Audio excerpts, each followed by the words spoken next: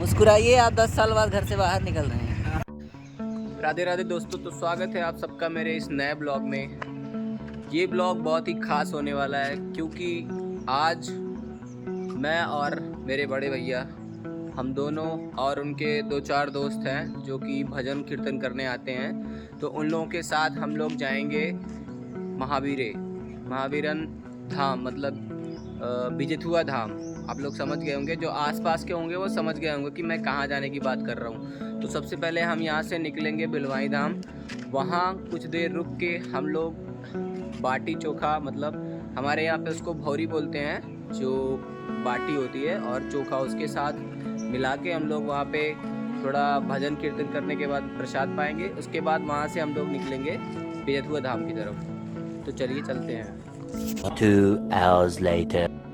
भाइयों, ये ब्लॉग खास इसीलिए होने वाला है क्योंकि आज मैं अपने अस्वस्थ भाई के साथ बिजेथुआ धाम पे जाने वाला हूँ, जो कि बहुत दिनों से भी बाहर नहीं निकले थे। लगभग अब मान के चलिए यही कोई 8-9 साल 10 साल हो गए होंगे। और वहाँ पे गए तो इनको और भी ज़्यादा हो गया क्योंकि ये जब बहुत छोटे थे तभी वहाँ पे गए थे। तो आज इसीलिए मैं बहुत खुश था कि चलो मेरे भाई साहब को कम से कम बाहर की थोड़ी दुनिया देखने को मिल जाएगी, और वो भी एक ऐसी दुनिया जहाँ पे भक्तों की भीड़ और भगवान का दर्शन होता है। तो इस वजह से ये ब्लॉग बहुत ख़ास होने वाला है। तो आप लोग अंत तक बने रहिएगा और हम इस जर्नी को बहुत ही ज़्यादा एंजॉय करने वाले हैं क्योंकि यहाँ पे बहुत सारे लोगों का ग्रुप है हमारे साथ, और मेरे भाई की खुशी आप देख ही सकते हैं। मुस्कुराइए, आप 10 साल बाद घर से बाहर निकल रहे हैं। और क्या भाई, आपका सामान कब हटेगा? कब हटेगा सामान आपका? जल्दी जल्दी तैयार करिए। इस बंदे को देखो, पैसा कमाने के चक्कर में ये इंसान इतना खुश है। खुशी देखिए।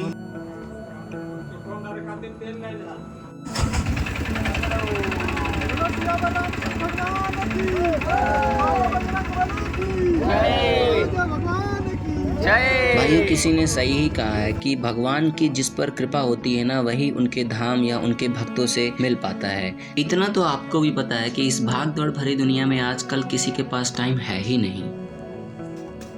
भाई कर्मी ऑफ द ईयर का अवार्ड दिया जाता है। भाई को देखिए, परेशान हो गए यार, परेशान।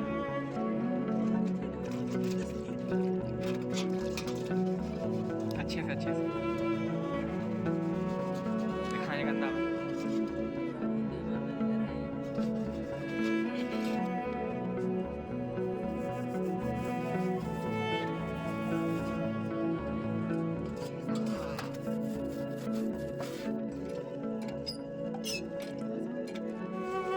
भाइयों, जहाँ तक मेरे एक्सपीरियंस से मैं बताऊं कि हर जगह जाने के लिए पैसे की ज़रूरत होती है, लेकिन एक भगवान का धाम ही ऐसा है जहाँ पे आपको पैसे के साथ साथ उनकी कृपा की और उनके बुलावे की ज़रूरत पड़ती है। अगर भगवान ने आपको नहीं बुलाया है ना, तो आपके पास कितना ही पैसा क्यों ना हो, आप वहाँ पे नहीं जा सकते हैं। और जैसा कि बहुत लोगों के साथ होता होगा, उनके पास पैसा बहुत है लेकिन उनके पास टाइम नहीं है। क्यों नहीं है? क्योंकि वो बहुत ज़्यादा बिजी हैं अपनी लाइफ में। और अगर भगवान का बुलावा नहीं है तो आप फ्री रह के भी वहाँ पे नहीं जा सकते हो किसी भी धाम में दर्शन करने के लिए। तो मैं आप सबसे यही पूछना चाहता हूँ कि आप कौन से धाम पे जाते हो, या आपका सबसे फेवरेट स्थान कौन सा है कि जब आप फ्री होते हो तो वहाँ पे आप ज़रूर से ज़रूर ही जाते हो। आप अगर बता सकते हैं तो कमेंट में ज़रूर बताइएगा।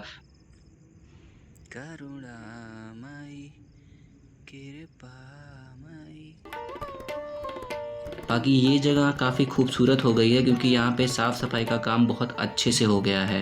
भाइयों, जैसा कि आप लोगों को पता ही है कि आजकल के लोगों के पास सब कुछ है, बस जीने का टाइम नहीं है। वृंदावन सा कहीं नहीं पाओगे।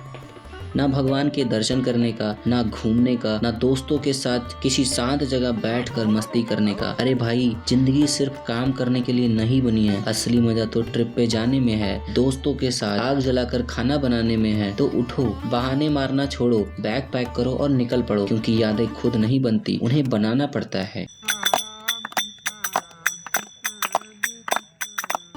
सीताराम सीताराम सीताराम जय सीताराम। भाइयों, अगर आप कुछ भी बना रहे हो ना खाने के लिए, अगर आप उसको भगवान को चढ़ा के अर्पण करके खाओगे ना तो वो प्रसाद बन जाता है। और ये प्रसाद इतना स्वादिष्ट बना था ना भाइयों कि मैं बता नहीं सकता कि कितना स्वादिष्ट था खाने में। और यही सुन के मेरे भाई साहब क्या बोले थे आप लोग सुन सकते हैं। बात तो सही है, अगर आप एक बार इस मानव देह को त्याग देते हैं तो ना ही आप भगवान का भजन कर सकते हैं और ना ही भगवान के प्रसाद को पाने का दोबारा मौका पाएंगे। क्योंकि भाइयों, इस मानव शरीर को पाने के लिए देवता भी तरसते हैं। जितना ज्यादा हो सके आप लोग भजन करिए और भगवान का नाम लीजिए। राधे राधे। सो भाइयों, फाइनली हम लोग प्रसाद पा चुके हैं और अभी निकल रहे हैं हम लोग बिजेथुआ धाम के लिए। और ये रहा हमारे भोलेनाथ का मंदिर, जो कि बहुत ही ज़्यादा फेमस और बहुत ही ज़्यादा मान्यता पूर्ण है कि यहाँ पे जो भी अपने सच्चे दिल से अपनी मनोकामना को मांगता है वो ज़रूर पूरी होती है। तो बोलो हर हर महादेव।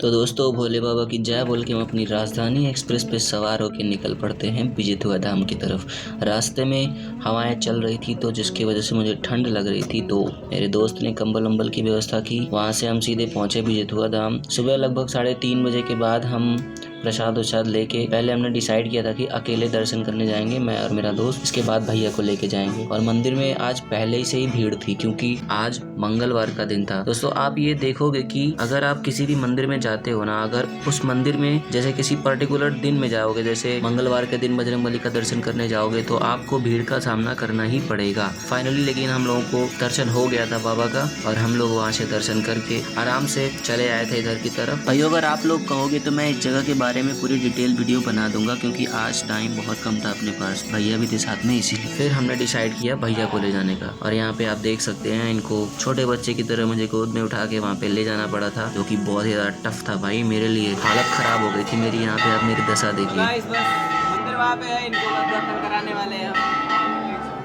भाइयों, आपको यहाँ से दिखेगा कि क्या स्ट्रगल हुआ था मेरे साथ। और भाई साहब को भी वो तो कह रहे थे कि मुझे दर्शन हो ही नहीं पाया अच्छे से, फिर भी आपको दिखाते हैं कितना देर तक वहाँ पे झेलना पड़ा था क्योंकि लोग हट ही नहीं रहे थे भाई सामने से।